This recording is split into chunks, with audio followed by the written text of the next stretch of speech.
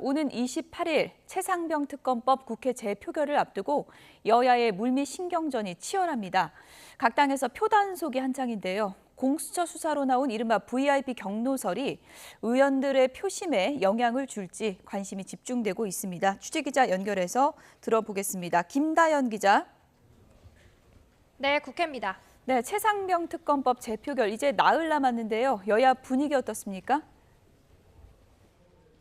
네, 국민의힘은 연일 재표결 이탈표 단속에 집중하는 가운데 공수처 수사 과정에서 나온 윤 대통령 경로설에 여론 추이를 예의주시하는 모습입니다.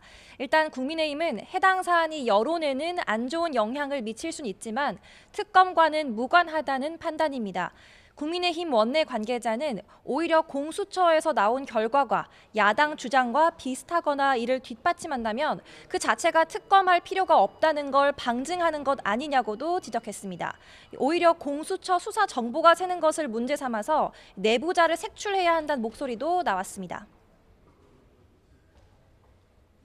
출국 금지 조치, 사건 관계자의 통화 내역, 대통령 경로 진술 등 범죄 혐의 판단과는 무관하고 정쟁만을 유발하는 자극적인 사항들에 대해 공수처의 수사 정보가 특정 언론에 끊임없이 유출되고 있습니다.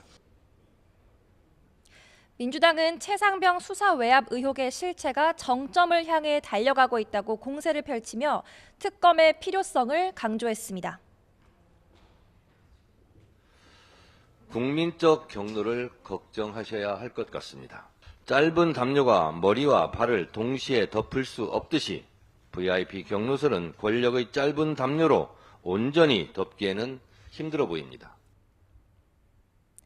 여야 모두 이탈표 규모에 촉각을 곤두세우고 있는 가운데 박주민 의원은 오늘 SBS 라디오 인터뷰에서 심각하게 고민하고 있다는 반응을 보인 여당 의원들이 있다고도 주장하기도 했습니다.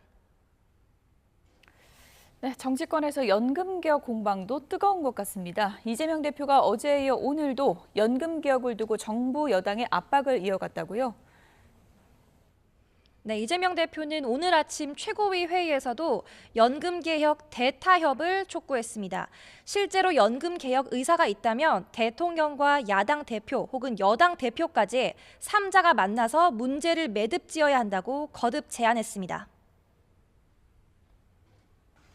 만약에 실제로 연금 개혁을 할 의사가 있다면 이 1% 범위 내에서 대통령, 여야의 대표들이 다 만나든 아니면 대통령과 우리 민주당 대표가 만나든 어떤 방법이든 동원해서 타결 지어야 된다고 봅니다. 민주당은 받는 돈인 소득 대체율을 현행 50%에서 45%로 낮추겠다는 결단을 내렸고 이것은 애초 정부가 제시한 안이었다고 주장하고 있습니다. 소득 대체율 44%에서 45% 사이는 충분히 열려 있다는 입장까지 밝혔는데요. 이 박찬대 원내대표는 윤 대통령의 특징 가운데 하나가 일단 정책을 덜컥 내놓고 책임지지 않는다는 거라며 이번엔 전향적인 태도를 기대한다고 압박했습니다. 네, 이재명 대표 입장에 대해서 국민의힘은 어떤 의견이 나오고 있습니까? 네, 사실관계부터 다르다는 입장입니다. 소득 대체율 45%는 애초 민주당이 제시한 안이라는 겁니다. 마치 정부와 여당을 연금 개혁에 반대하는 세력처럼 몰고 가는 프레임 작전이라고도 비판했는데요. 추경호 원내대표는 오늘 아침 회의에서 본회의 강행과 특검 처리를 위한 민주당의 정치적 꼼수라고 목소리를 높였습니다.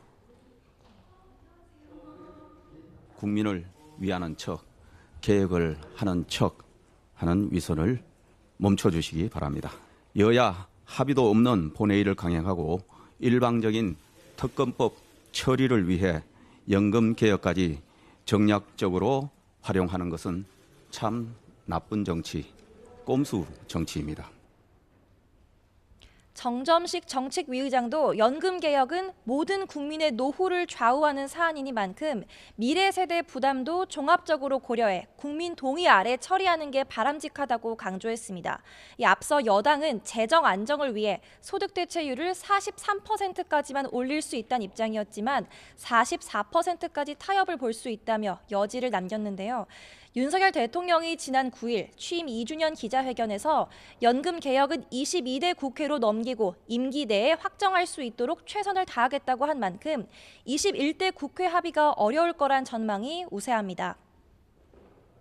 네, 대통령실 인사도 지금 논란이 되고 있는 것 같은데 박근혜 전 대통령의 최측근이었죠. 정호성 전 비서관이 대통령실의 비서관으로 발탁됐다고요?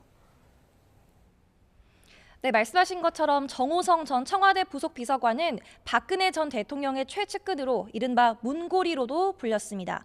윤석열 대통령이 과거 검사 시절 국정농단 수사를 하는 과정에서 구속했던 인물이어서 논란이 일고 있는데요.